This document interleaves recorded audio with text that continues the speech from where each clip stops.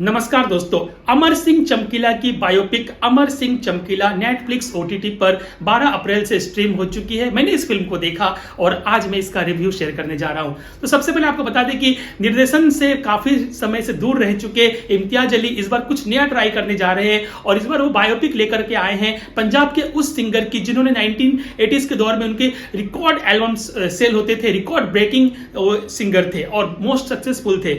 उनकी हत्या हो गई 27 की उम्र में जब वो बहुत ज्यादा कामयाब हो रहे थे। इस अमर सिंह चमकीला की बायोपिक को दिखाने के लिए ए.आर. रहमान और इरशाद कामिल का कॉम्बिनेशन किया और क्या ही दोस्तों गाने बने इसमें। तो बायोपिक की शुरुआत होती है 8 मार्च 1988 से, जब अमर सिंह चमकीला अपनी वाइफ नवजोत के साथ में एक परफॉर्म करने के लाइव परफॉर्मेंस के लिए एक शादी में जा रहे होते हैं। जब वहां पर उतरते हैं तो कुछ गुंडे आकर के जो है उनको मार देते हैं और वहां पर उनका कत्ल कर दिया जाता है। फिर कहानी जो है वर्तमान से और भूतकाल की तरफ चलती लगती है, यानी कि बैक फोर्थ कहानी चलने लगती है।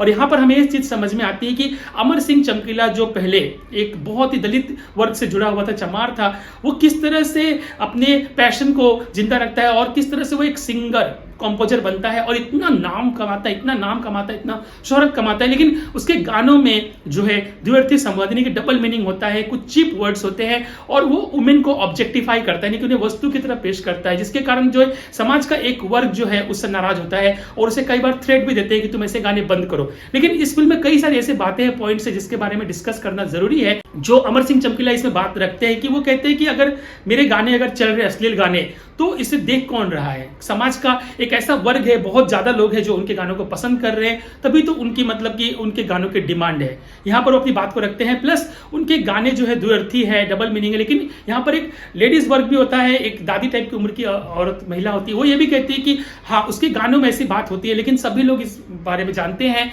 लेकिन वो ये बात कह देता है। और वो इसकी तुलना इससे करते हैं कि जब कोई शादी विवाह में गीत संगीत होता है, लेडीज संगीत होता है, तो वहां पर भी डबल मीनिंग गाने होते हैं शादी ब्याह में। तो इस तरह से यहाँ पर बताया जाता है। तो अमर सिंह चमकीला के साथ दुविधा यह होती है कि वो किसकी सुने। जब वो छोड़ना चाहता है, धर्म के धार्मिक लोग जब उनसे कहते हैं, पंजाब के धर्म के लोग उनसे कहते हैं अमर सिंह चमकीला से कि वो ऐसे गाने ना गाए, तो वो धार्मिक गाने गाने लगते हैं। और वो गाने भी क्या गाते हैं, मतलब वो गाने भी ब्लॉकबस्टर हिट होते हैं।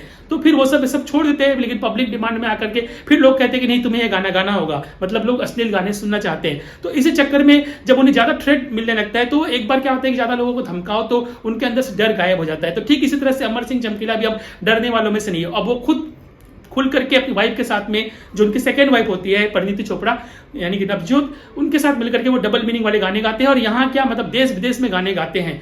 और इसका नतीजा ये होता है कि एक ग्रुप जो होता है जो उनसे जलता भी है उसके सक्सेस से, तो उसी में से कोई इसके बारे में कुछ बताया नहीं गया कि किसने मारा अमर सिंह चमकीला को और उनकी वाइफ को और उनके कुछ फ्रेंड्स को भी। तो ये सब नहीं दिखाया गया, लेकिन उसके पूरे जीवन की कहानी को उसमें दिखाया गया कि किस तरह से बचपन से ही वो डबल मीनिंग गाने सुनता था। जैसे कि शादी ब्याह में कहीं पर सुन लिया, मम्मी से पूछता है, मार खाता है, फिर वो स्कूल में भी लिखता है वैसा। और इस तरह से उसके दिमाग में कुछ इस तरह की बातें पकने लगती है और उसके पास ऐसे वर्ड्स आ जाते हैं कि उसी तरह के गाने वो बजाने लगता है। और उसे हर शादी समारोह में, हर जगह पर उसे बुलाया जाता है। लोग उसके गानों को खूब पसंद करते हैं और वो बहुत ज्यादा कामयाब होता है। उसके गानों की इतनी डिमांड होती है कि महीने भर पहले से ही मतलब उसके सारे रिकॉर्ड्स बिक जाते हैं। इस तरह की उसकी डिमांड होती है। तो इन चीजों को दिखाने के लिए इम्तियाज अली ने बहुत ज्यादा मतलब मुझे लगता है कि इस पे उन्होंने रिसर्च भी किया है और इसको फैक्टफुल बनाने के लिए जो एडिटिंग में उन्होंने टेक्निक इस्तेमाल किया है कि यहाँ पर उन्होंने पुराने फुटेजेस का इस्तेमाल किया है, पिक्चर्स का इस्तेमाल किया है, एनिमेशन का इस्तेमाल किया है। और इसे दिखाने का जो फॉर्मेट है उनका बहुत अच्छा है। गाने आपको हर 2-4 मिनट में मिलते जाएंगे। जितने भी हिट गाने हैं उसी तरह के उनका मुखड़ा वगैरह सुनाई देगा आपको और एक से एक मतलब गाने। अब अगर सिंगर का बायोपिक है तो यहाँ पर हमें सिंगर कंपोजिंग गाने सुनने को मिलेंगे। अगर किसी इनकाउंटर स्पेशलिस्ट की फिल्म होती तो फिर आपको इनकाउंटर के केसेस सुनाई देते, किस तरह से वो इनकाउंटर करता है। तो यहाँ पर गाने बहुत सारे गाने, लेकिन आप सभी गानों को तो सुन नहीं सकते, उससे इस तरह से जर्नी के हिसाब से दिखाया गया है।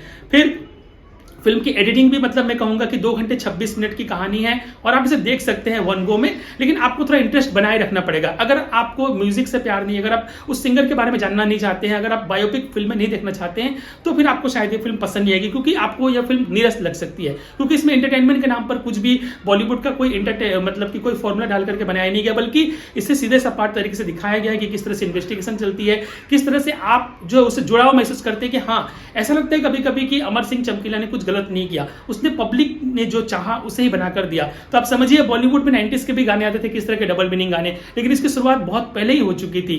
तो लोग ऐसे गाने सुनते थे, देखते थे, और इसी को इम्तियाज अली ने इस बार दिखाने की कोशिश की है। उनका डायरेक्शन बहुत ही बढ़िया है और फिल्म को देखने से आप मतलब कि जुड़ाव भी महसूस करते हैं। मुझे यह फिल्म पर्सनली अच्छी लगी है।